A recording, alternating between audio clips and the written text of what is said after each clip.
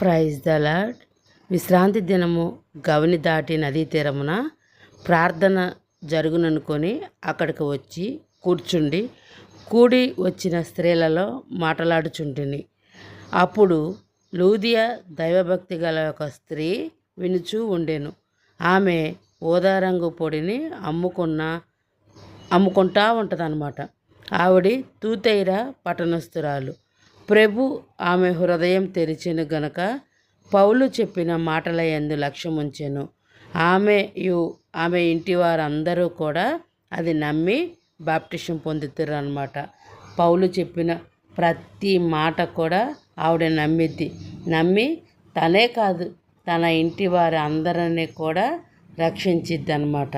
అప్పుడు వారు కూడా నమ్ముతారు. బాప్టిజం పొందుకోవటం అంటే రక్షించబడటమే అన్నమాట. అర్థమైందా పిల్లలు?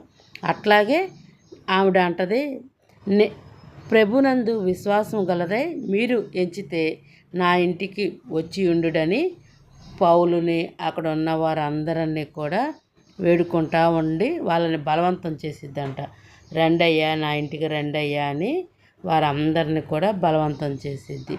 ఎందుకంటే ఈవిడ దేవుని యందు భయభక్తులు కలిగిన స్త్రీగా మనం ఈవిని చూస్తున్నాం అనమాట.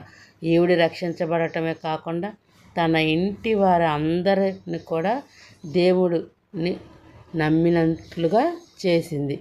మనము కూడా ఈ రోజున మనమే కాదు మన ఇంటి వారు కూడా దేవుని యందు దృష్టి ఉంచేటట్లు మనము కూడా వారిని ప్రోత్సహించబడాలన్నమాట. ఈ యొక్క భావము దాన్ని అర్థమైంది. God bless you, all of you. God bless.